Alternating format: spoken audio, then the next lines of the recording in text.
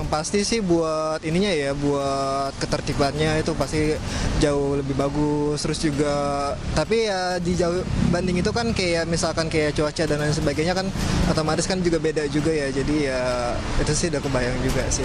Kayaknya sih lebih enak di sana ya. Soalnya pertama dari segi gaji juga kan itu kan otomatis kan dia sih kayak so far sih banyak yang sesuai ya sama kebutuhan hidup juga di sana kayak gitu sih. Terus juga buat pajak yang kita keluarin juga kan di sana kayak lebih berasa gitu kan. Belum kebayang tapi pingin. Untuk sekarang sih masih di Indonesia. Karena di masa yang mungkin masih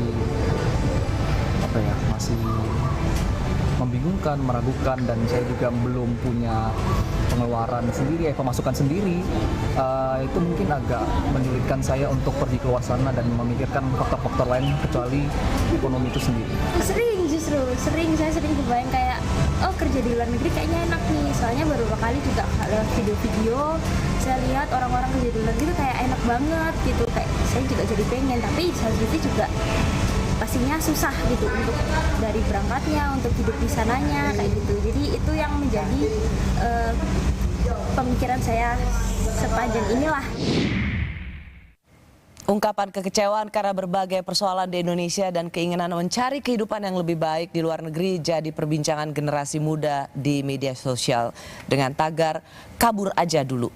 Saya masih bersama Dr. Yorga Permana, dosen peneliti tenaga kerja Sekolah Bisnis dan Manajemen ITB yang menempuh pendidikan masternya di TU Eindhoven Belanda dan pendidikan doktoralnya di LSI Inggris. Yorga,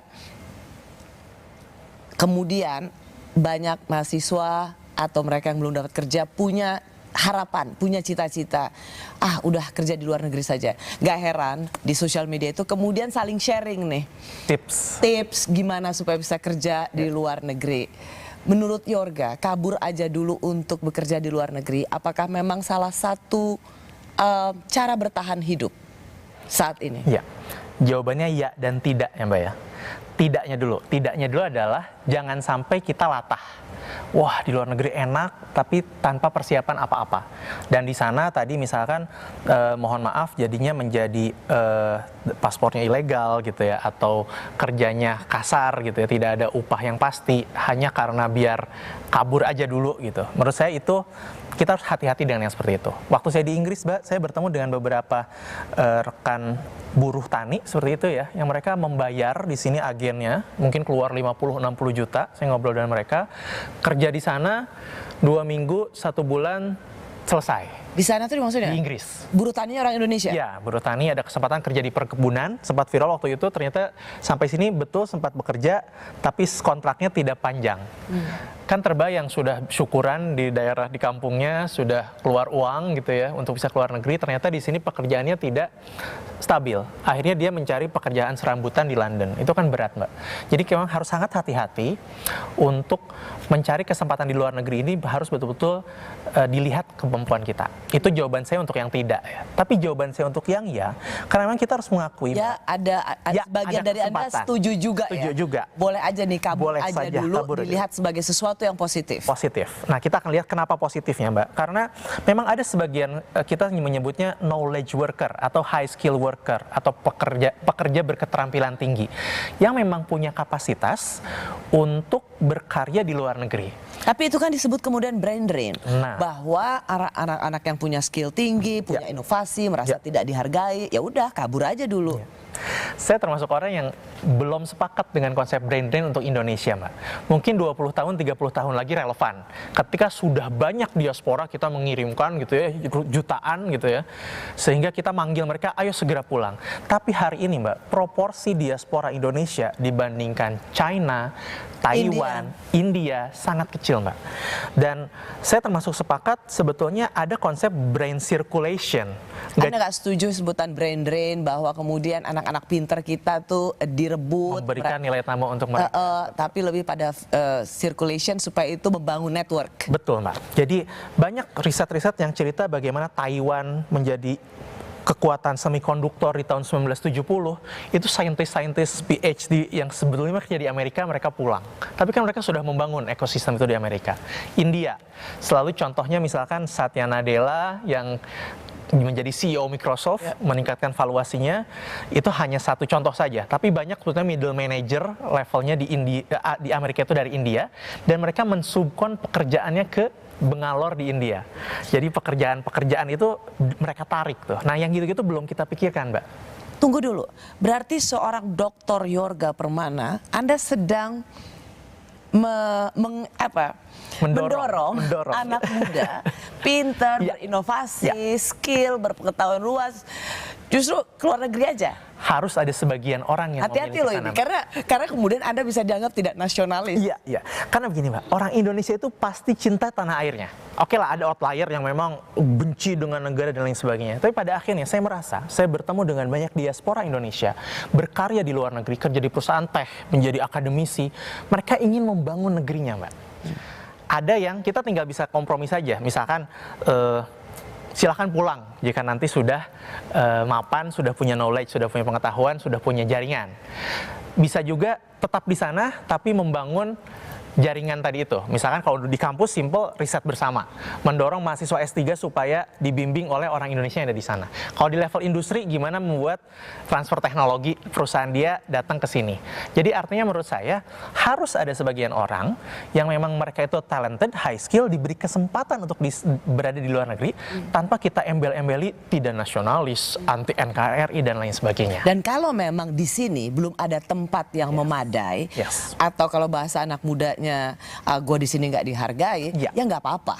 Tidak apa-apa. Karena kalau konsep talent itu kan, Mbak, seorang manusia, seorang talenta ini akan bisa berkembang jika dia ada di lingkungan yang membuat dia bisa bertumbuh. Jadi Anda merekomendasikan anak muda yang memang skill, Anda mereka yang memiliki kemampuan lebih, mencoba peruntungan untuk di korporasi-korporasi besar di luar negeri adalah suatu keniscayaan. Anda mendorong itu satu pilihan, dan tapi jangan lupa tetap membangun tanah air dari jauh.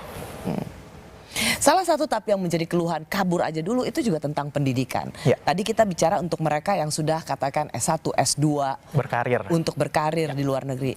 Tapi jangankan untuk S1 atau S2, mereka melihat ada situasi pendidikan yang sulit. Apalagi ada semacam sinyalemen atau tanda bahwa biaya operasional perguruan tinggi itu juga kena efisiensi. Dan Kemendikti-Sains itu memberikan sinyalemen kalau biaya operasional itu mendapat efisiensi akan berdampak pada uang kuliah yang mahal. Tidak semua orang seberuntung Anda, Yorga. S1 ITB, S2 dapat di Belanda, dapat beasiswa, S3 di LSI, sebuah sekolah utama di Inggris. Tapi bagaimana dengan junior-junior kamu yang jangankan berpikir tentang kerja, pendidikan di Indonesia saja yang tetap semeraut dan mahal. Betul, Mbak. Saya ini privilege gitu ya. Saya bisa berkuliah di kampus yang baik, tapi di sana ada intervensi pemerintah, Mbak. LPDP adalah game changer gitu ya. Walaupun harus ada dibenahi, tapi LPDP itu memberi kesempatan kepada banyak kelas menengah supaya bisa mencari kesempatan pendidikan yang lebih tinggi di luar negeri. Tapi saya percaya, Mbak, pendidikan ini adalah alat yang efektif untuk naik kelasnya seseorang. Bahasanya mobilitas sosial. Seseorang dari keadaan ekonominya belum baik bersama orang tuanya, dia bisa berkuliah, dia bisa transfer uang ke orang tuanya. Jadi saya selalu mendorong di kampus, Mbak, adik-adik mahasiswa, bermimpilah untuk kuliah setinggi-tingginya. Oke, sebentar saya mau potong ini. Jujur, Anda sebenarnya Anda LPDP? Jadi harus pulang kan?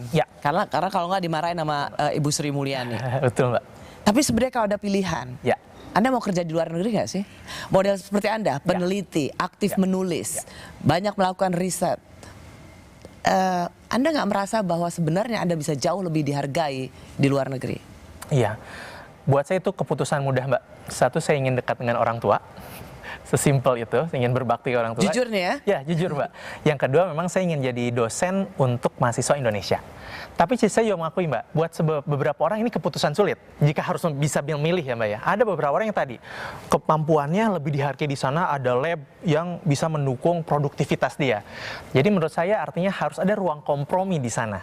saya sepakat dengan misalkan wacana Prof. Satrio bilang bahwa alumni LPDP diberi kesempatan untuk bekerja dulu. Ya. Walaupun tadi noted jangan pekerja kasar misalkan, kalau gitu mending pulang aja. Tapi kalau pekerja di Atau di company-company, di sebuah organisasi yang memang prime, terkemuka, Ya. sehingga bisa menjadi Ada nilai networking, tambah. Betul, networking. untuk ke tanah Dia air. tinggal kompromi saja kan, berapa tahun boleh pulang, perusahaan-perusahaan apa sih yang boleh, itu kan maksudnya ranah policy ya, kebijakan apa. Tapi saya termasuk sepakat, bagi sebagian orang diberikan kesempatan untuk berkarya di luar negeri adalah untuk kebaikan Indonesia juga. Tapi harus ada yang jaga gawang. Nah, saya yang jaga gawang itu, Mbak. Saya pulang ke kampus untuk membangun koneksi dengan teman-teman saya yang ada di luar sana gitu. Kalau kita bicara sebenarnya negara-negara maju Ya. itu banyak yang membutuhkan angkatan kerja. Betul. Jepang misalnya, karena mereka adalah memiliki aging population, atau mereka lebih banyak penduduk dengan usia lanjut. Ya. Atau negara yang paling dekat yaitu Singapura,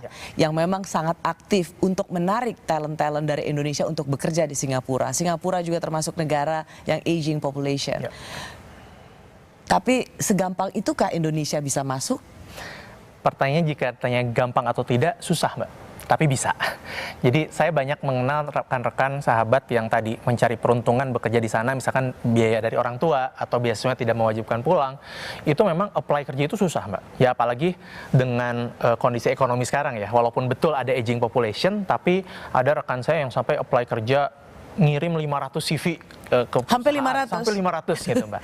Jadi artinya Nice, bagus. Itu jadi effort loh. itu effort, Mbak, menunjukkan resiliensi orang gitu Ya. kan. Jadi artinya ini jadi early warning aja kepada rekan-rekan yang tadi memilih kabur aja dulu dengan maksud positif, tetap berkontribusi, jalannya tidak akan semudah itu.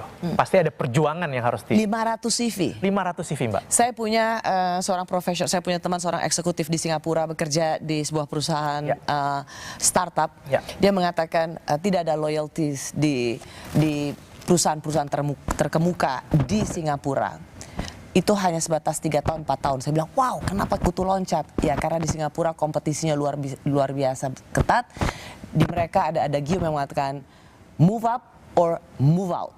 Wah, ya, ya. Jadi kalau nggak terus berkompetisi untuk bisa naik kelas, Ya. mereka akan dapat mereka dengan begitu gampangnya juga untuk di fired atau dihentikan. Termasuk di kampus misalkan, Mbak. Di kampus luar negeri itu jangan salah, tuntutan untuk publikasi di jurnal yang bereputasi itu besar gitu. Bukan hanya Scopus gitu ya, kalau di kita bahasanya Scopus, tapi juga emang harus publikasi. Ya karena memang tantangan buat dosen adalah riset gitu. Jadi artinya menjadi dosen, misalnya profesor di luar negeri enak ya enak, tapi tidak semudah itu, merit based gitu, meritokrasi. Ya dia harus publikasi, harus kerja keras agar posisinya bisa terus naik gitu. Jadi artinya tidak ada jalan instan. Kabur aja dulu bisa jadi salah satu opsi, tapi daya juang harus tetap ada gitu, Mbak. Kalau ingin berjuang di tanah air, lalu bagaimana daya tahan anak muda yang harus disiapkan? Kami kembali saat lagi.